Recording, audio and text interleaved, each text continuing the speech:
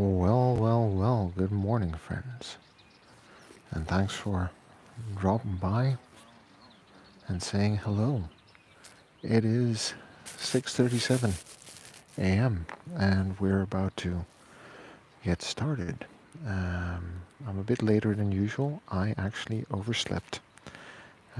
But hey, it is what it is. There's not a lot I can do about it. As you can see, we have the sun rising and we have some time on our hands here for a conversation about what it's going to take to be fit at 40. And after this conversation, I am going to have to go off to the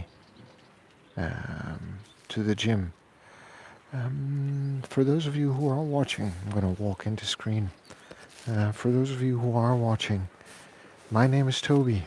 I am 41 years old, and I train to live an active, self-sufficient, and adventurous life. I do so by minding my sleep, minding what I eat. I try to eat within my energy balance.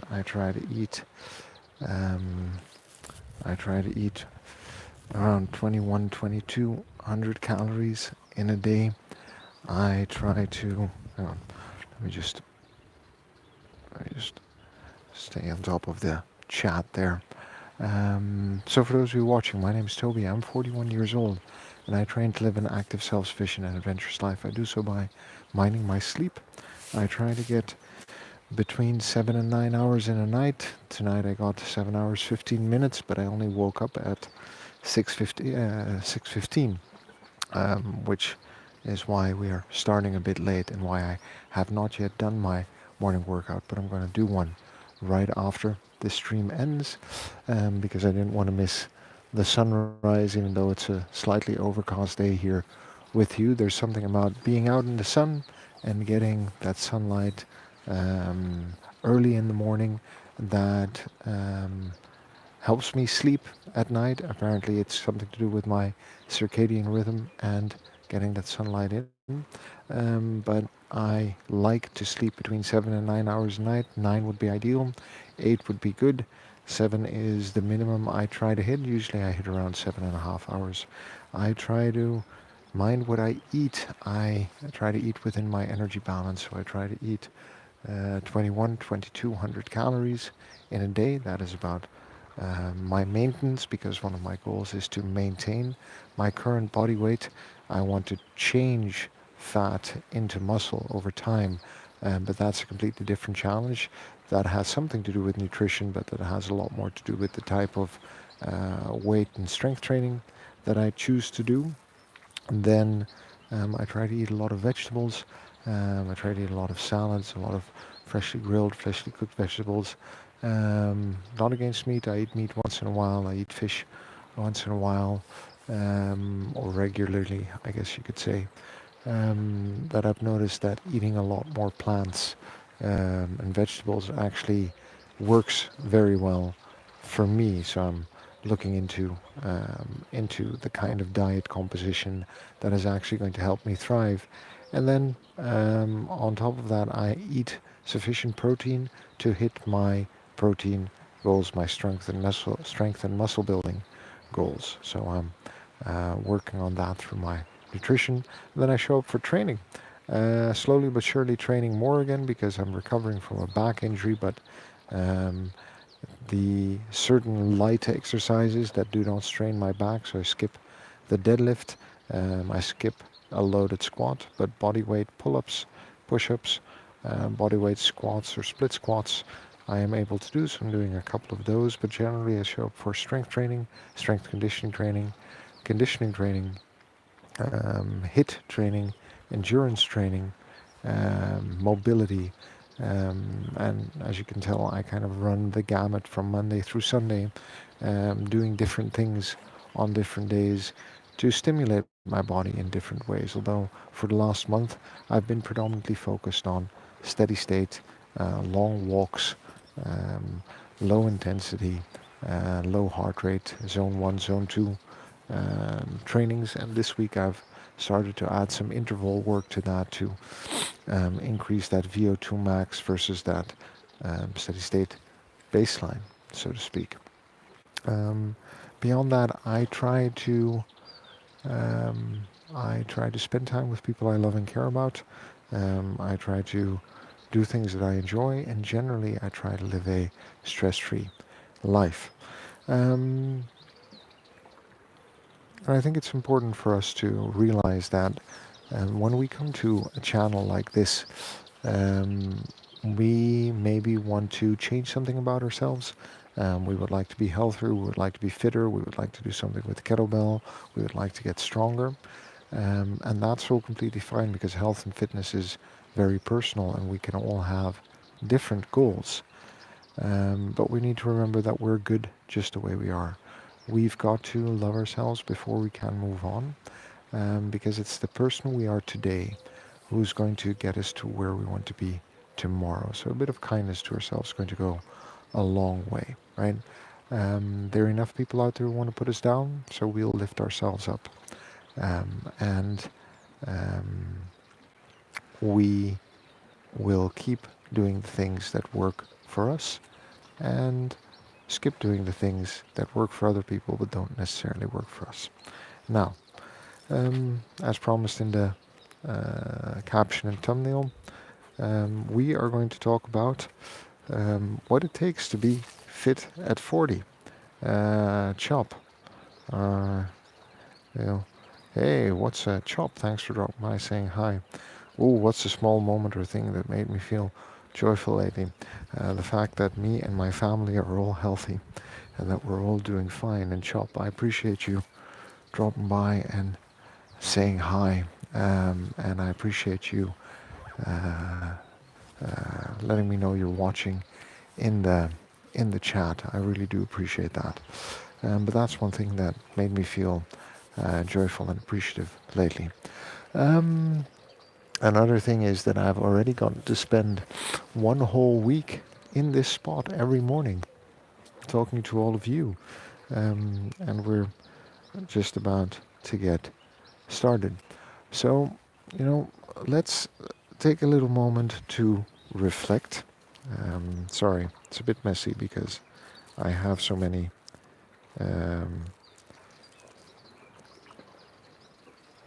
I have so much going on here.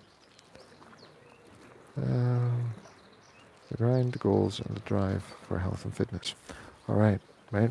So let's take a moment to really reflect here for a second on what's going on in terms of the grind, the goal, and the drive to get to being fit at 40. Because I'm 41 already, so I was fit at 40. If you go back to the beginning of last year, actually, and see where I was in terms of my health and fitness journey, and then what I've kept doing for a year and what I was doing the year before, you'll see that I have been living a relatively active, healthy, and fit lifestyle, and I've only learned more. I've actually built on the foundations of what I laid before. But why is this important? Well, there are a couple of things. Let's start with the big picture, what's going on in the world, and then let's look at me as a person and why I find health and fitness so important for myself. But if we look at the bigger picture, more than half of adults is overweight, and more than 10% of them, I think, is obese. Right? Now, generally, I have no issue with carrying excess weight or the way we look, and um, what being overweight or obese means or is to any person, right? Everyone has value in their own way. But what I am interested in is the short and long-term health effects of carrying excess weight that brings with us. I was 101, so about 20 122 kilos too heavy for my shape and size, give or take, in terms of the soft tissue fat that I was carrying around. I lost all of that. My life changed. I felt a lot healthier and happier, and I've tried to keep it off and tried to maintain that right balance between my body weight and my health ever since. And over the years, I've learned more and more about not only the immediate risks of disease and discomfort medication that carrying excess weight brings with it, but also over the long run. So, for example, we could be um, overweight or obese right now, but be very healthy because we're relatively active and capable.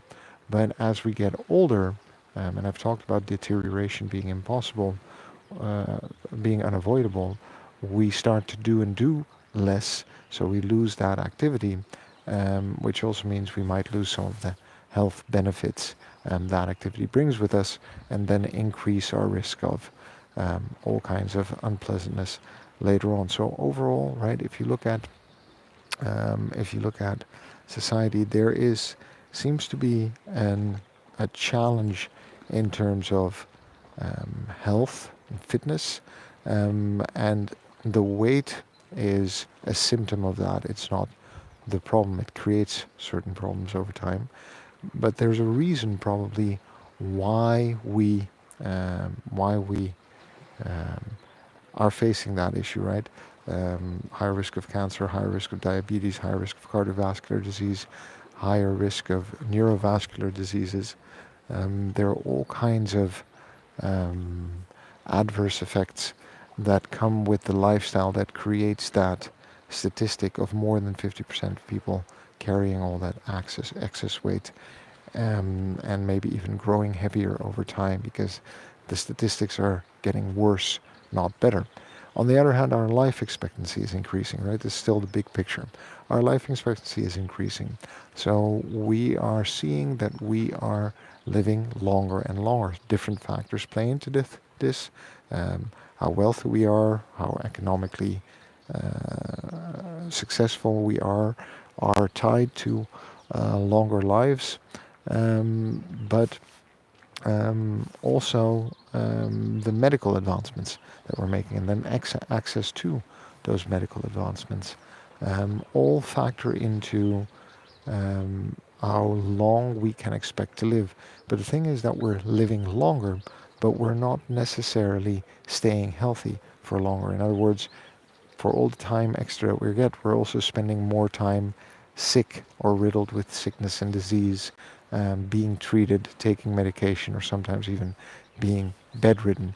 And that is not the kind of life that I want for me. So I want to minimize the risks that I might face by putting on excess weight.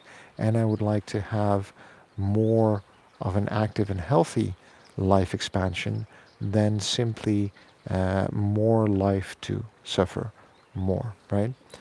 Third statistics, big picture. Third statistic, big picture that we need to be aware of is that people are not moving enough. All right, we are suffering from generally just in general when it comes to life itself. We are suffering from a lack of movement overall. Wake up, wake up. We sit for breakfast. We commute. We sit down probably. We sit down for work, or we have a more or less non-motion, non-physically intensive job. If you do have a physically intense job, this part of the story might not apply as much to you as the other ones. Then we commute back home. Then we sit to eat. Then we sit on the couch to rest. Then we lie down to sleep. All right. The overall level of activity that our body simply requires just to stay healthy and fit is way more than what we do in that day cycle, but it is way less than we think. We don't have to run a marathon every day to actually be healthy and fit for life. We need to move a little bit more, be a little bit more active, and our body is already going to respond very positively. I'll tell you a little secret though. If you start to be more active, you will want to do more things because your body starts to feel capable of doing more things. But that's something beside the point. So, big picture, right? We see a negative trend um, in the general size and shape of the population. We see a general increase in life expectancy, and we see a general lack of just activity across the board.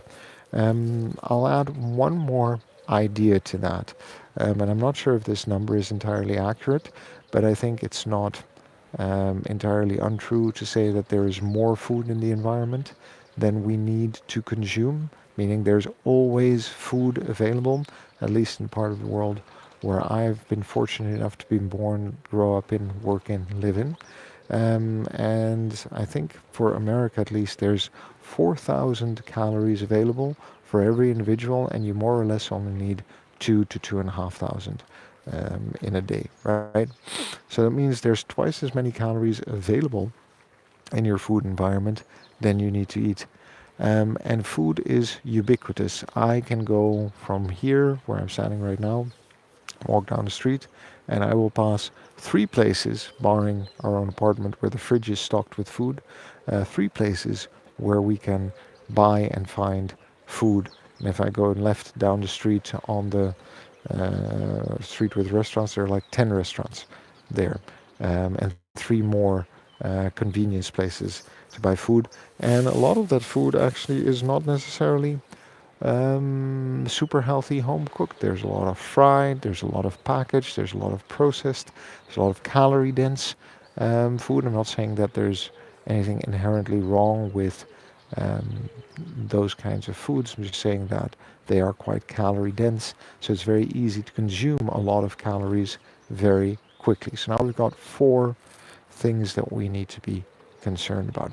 And I think that we, as people, the people who we are not as aware of the fact that these four things are affecting us and how they are actually affecting us in life. So what do I mean by that? Well, what I mean by that is that we tend to think that we are okay the way we are, right? And I think that's, first of all, a good thing because I always say we've got to love ourselves before we can move on. Um, so, generally speaking, if you are feeling fine but you're carrying a little bit of excess weight, maybe you are completely fine, okay? But what's the trend? Are we slowly getting heavier over time? Are we staying the same weight over time? Do we notice that we're getting heavier or not over time? Because the weight and the availability of calories are tied together, right? The weight and the lack of movement are tied together. So we need to reevaluate what our starting point is in what actually is healthy, because we're going to live longer, but how do we want to live longer, and what do we want to do with all of those extra years and time that we're going to get? And reevaluating, the fact, the statistic that we are maybe a part of a large group of people who are on a trajectory for poor health, like I was and have been, and I am at risk of that because I have trouble with my appetite control and how much I can eat. I can binge eat, chocolate and crisps and greasy foods and fast food burgers, and really enjoy just, you know, eating that and not feel too bad afterwards. But then I feel really bad a month later when my clothes stop fitting properly, or when I look at myself in the mirror and I see that that extra weight is coming back that I've worked so hard to get off and keep off for my health. So worth keeping that in mind, right? And then looking at, well, what does my movement pattern throughout the day look like? Because that's one of the things where this is started. I think movement's way more important than diet or weight. So simply looking at, well, where am I? Am I in the 50+% that is overweight, or am I in the 50% that is maybe at a normal, healthy weight, at their healthy weight? How am I moving? How am I sleeping? Not even exercising. How am I eating? What kind of food environment have I created for myself, and how hard do I find it to make different choices in this food environment that I'm in? So if I look at that for myself, right, there are three goals, two long-term goals for me that come out, and one immediate goal. The first one is that I would like to avoid disease and discomfort for as long as possible, barring my genetics or any tragedy that might befall me. You never know. You can do everything life right, but life is life, and life is going to be what it is. Um, we, I would like to stay fit and healthy for as long as possible. I would like to stay capable and competent for as long as possible. So if I am going to be 90, right? I would like to be able to do my own dishes, create my own food, go to the supermarket on my own, walk around, keep my house clean, travel, lift heavy things, do a workout, spend time with the people I love and care about, take care of my grandchildren, be an active part of the community at that age without being on medication, without suffering too many physical discomforts that are not age related, and just generally be fit and competent at that age, and also mentally capable. And I believe that the lifestyle choices I make today are going to impact how well I'm able to achieve that goal. The second thing is I've got two kids, and they are growing up, and I would like to set a good example for them. I would like to show them what an active, healthy life is, especially given the environment we're in. I think the environment is very challenging, makes it very challenging for us to stay healthy and fit. And I would like them to grow up with an understanding and the habits that we have developed already of what proper eating is, what proper sleeping is, what sufficient movement and activity is, so that they can carry that into their lives. But also, I would like to be an active part of their life when they're playing, running around, sprinting, having fun. I would like to be able to play with them and to be a part of that aspect of their life, and not always be standing on the sideline and watching, but actually participating and playing with them. So those are the two of the big goals that I have, which really drive me, right? Nothing is about the way I look. This is all about the way I want to feel, what I want to be able to do, and where this is going to bring me. And to do that, I have one goal every day, right? Specifically, one goal that anchors everything else. And that is that I want to show up in the morning for about 30 minutes, and I want to do something that is physically active. So when I'm at home, I might do a kettlebell or strength workout, or a strength conditioning workout, or a mobility workout, or I might go out for a steady state run, or a walk in the morning.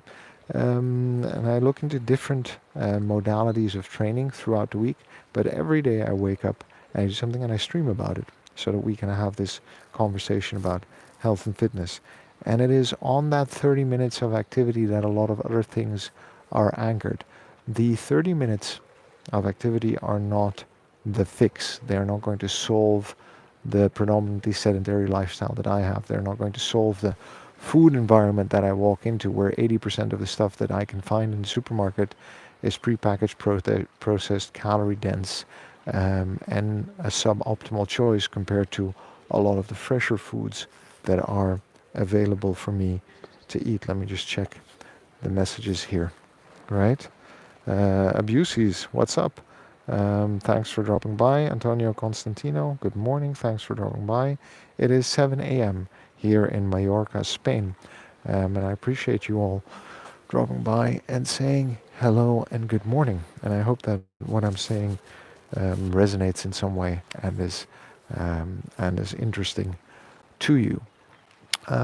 So what we um, what we have is this environment that is not conducive to me being able to make a lot of healthy choices because of the way we've designed society. And I have to work really hard to manage how well I sleep, to manage how well I eat, to manage how well I move, to manage how I maintain my relationships, and to make time to do things that I truly enjoy for the sake of doing them. But all of those things matter when it comes to our health and fitness and staying fit and healthy for life and the life we want to have.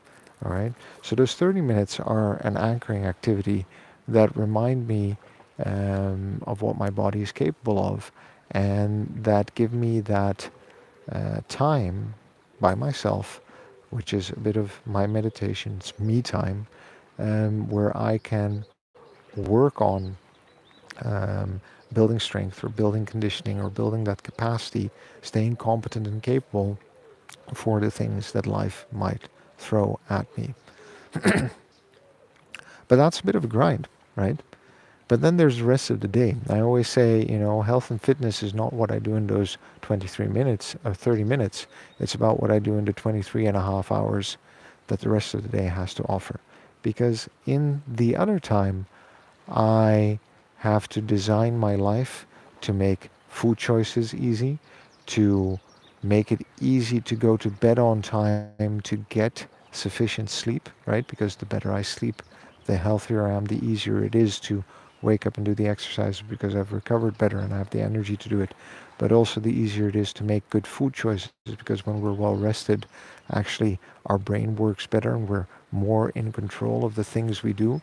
Did you know, for example, that lack of sleep or interrupted sleep simply just makes us eat what is it, 200 to 400 calories more in a day than we actually need, and we also start to prefer fatty foods for some reason when we're sleep deprived.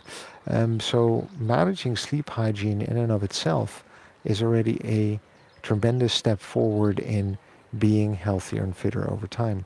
And it's a bit of a grind, right? Because I need to mind um, my sleep. I need to show up every day for this training, and I need to take a lot of control over my fridge and my meals and what I do and don't watch in terms of entertainment rather than going to sleep, because these shows and things are designed to keep me scrolling and keep me watching. And I would like to be able to turn that off, but sometimes I fail. There are a lot of things that happen in those other 23 and a half hours. Work, stress, demands, responsibilities, commitments that make it easier or harder to actually stay fit and healthy over time. I'm just going to catch up on chat because it seems to have gotten a bit lively for the moment. Vegan Dolls, thanks for dropping by. I hope you're doing well where you're at in the world, and I hope the day is treating you well, and I appreciate that. Um, let's see. Uh, Thoughts on calisthenics? I think any kind of training that works for you works for you. I've seen people get great results with that. I've seen people get great results with barbells, kettlebells, with anything. Vegan Dolls, I appreciate that. Thank you so much. And I appreciate you dropping by and saying hi. Also, just grown vegetables are less nutritious than back in the day.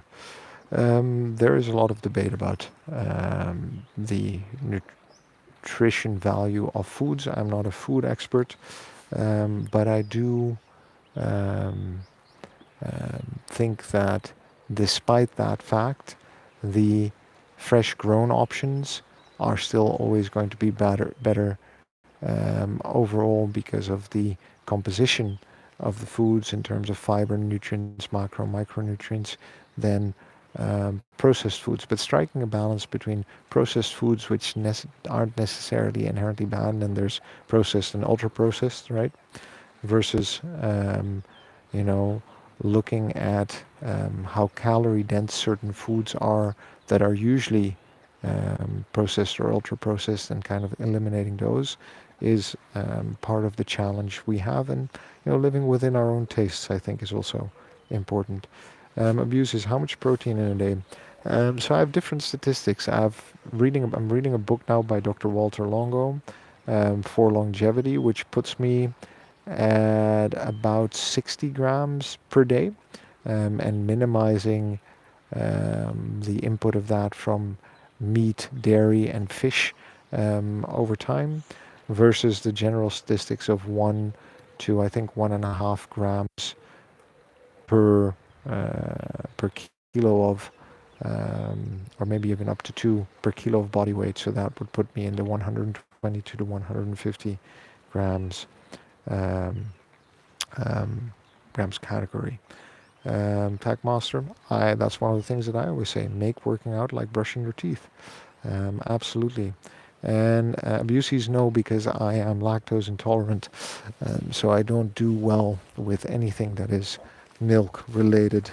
Um, so in general, for protein powder, I have like the vegan protein powder, because that's the one that works best for me. But I haven't used it in a while because I've actually not been strength training. So then I cut down my protein intake. When I do start weight training again, probably in a month or so, when my back is in slightly better condition than it is today, I might get back to protein powders as well. All right, so big picture, small picture, right? And I really appreciate all of your questions, and the fact that you're so interested in what we're talking about health and fitness. Thank you for that. So let's talk a little bit about that grind, because it is a bit of a grind, and it requires discipline, but it is also um, a part of living. I know we have been led to believe that our lifestyle is all of the things that are happening outside of our lives, right? That the way we are supposed to live is the way the media and the advertising companies tell us to live. And there are maybe some good aspirational things in those messages, but the idea that everything that is good about life happens outside of us, can be bought in a store, can be consumed by ripping open a package and experiencing a certain flavor, um, constantly, day in, day out, regardless of what we're doing, completely detaching ourselves from um, where we are in the moment, the world that we live in. There's a reason I love coming out here in the mornings, right? The scenery we have around us, the people we can connect to, the skills we can develop also in preparing tasty and delicious foods. There are a lot of um, assumptions that we have baked into our lives, that we have been taught and had explained to us in different forms of media, that we need to challenge for ourselves. So we really need to say to ourselves, hey, um, what is it that we are after in life? What is our life about? Is everything that we believe about sleep, about health, about food, about relationships, about entertainment, about shared culture, is that all true? Or are there things that I believe that are good for me that actually I need to revisit and reconsider? And this has been the biggest part of the journey for me, right? Um, I came from a place where I thought literally that sleep was not important at all. And I only realized in the last 6 years, right before we had our first one, but especially when we had the first one and the second one, what lack of sleep actually does to a person, and how important it is to actually sleep well and sleep sufficiently, um, for our general health and well-being. But I needed to have that experience, and I'm sorry that I had that experience so late in life, because I think my life would have been very different had I understood this as a teenager in my 20s. The same thing about food. There were a lot of things that I thought were healthy and that I was eating quite well, um, that I really had to revisit. A few simple ones were, well, takeaway food can be healthy. Takeaway food is always higher in calories than we think. Okay, and there's probably a lot of salt and a lot of oil and a lot of sauce in them, so probably a lot of sugar there that is not conducive to healthy food takeaway or eating out. Take your pick. There are certain packaged foods that have been marketed to me all my life as being healthy. And I know as a kid I would get a specific cereal that was super sweet, and I would love it. And it was supposed to be an okay Saturday and okay breakfast, but with everything I know now, it was basically just dessert, right? Super sweet, sugary, not at all setting me up for a good energy level throughout the day, which is why breakfast has switched and become more diverse over time, and I'm making different choices there. So there's all these kinds of things that we've been brought up with that we think are true about health and fitness, that we think are true about sleep, that we think are true about nutrition, that we think are true about exercise and movement. For example, I used to think that the only way to lose weight was to train harder. I believed this for 15, maybe 18 years of my life, from when I was maybe even 20, from when I was a teenager up until I met that personal trainer that really helped me make a step change, lose those 23 kilos, and understand what proper training and the balance between training and nutrition actually meant for my overall health and fitness, right? Movement is important for general health. Training is important for specific outcomes. Training for strength for building muscle, endurance for cardiovascular health, mobility for range of motion.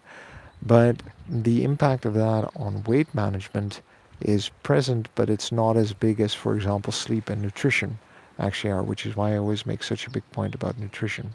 So that entire grind starts with the insight from me, for me, that I would like to um, be healthy for longer in life. I would like to set a good example for my children. I would like to stay competent and capable for life. And that the things that I thought were true about health and fitness, for longevity, for activity, for staying healthy, for staying fit, were not necessarily true and the optimal beliefs and understandings of what was actually going to help me stay fit and healthy. And that changed everything, right? Because then we can look at, well, why do I do the 30 minutes in the morning? It's very goal specific, right? It's I'm training strength, I'm training endurance, I'm training my range of motion, but I'm also working on my mental availability, mental health. It's a check-in. Have I slept enough? Am I able to manage my sleep pattern?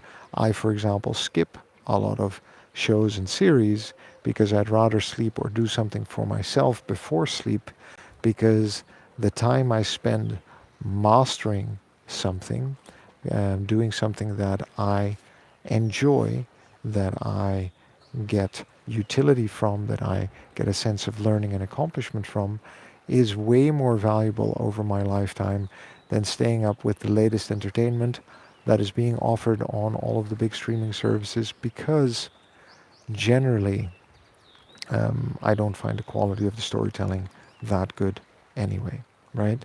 So there are distinct choices that I make to live a certain way, but guess what? I feel that I am thriving. I feel better, fitter, stronger because of the choices that I'm making, because I'm sleeping better, because I'm eating better, because I'm moving more, because I'm training smart, because I'm investing time and energy in the people I love and care about, and because I'm doing things that I enjoy. So yeah, really big picture, right? Everything that's going on in the world, what that means to me as a person, and then where that leaves me in terms of the choices I make every day and the challenges I face with that. And that's why I'm here every day at the start of the day, is simply because for me there is little extra effort in turning on a live stream while I'm doing my exercise at home. Okay, given here on holidays, there is a bit of extra effort because now I have to go to the gym to get the exercise in. But that's completely fine. I'm not too worried about doing that for 2 weeks because I enjoy the conversation we're having. Um, and to show you that it is actually possible day in, day out to just get fitter and healthier over time, but it's not an instant, it's not a quick fix. And once we get fit and healthy, we want to stay fit and healthy. And especially at 40, I've talked about bone mineral density, muscle mass, cardiorespiratory fitness, and how that starts to deteriorate after we're 30, and how that deterioration is inevitable.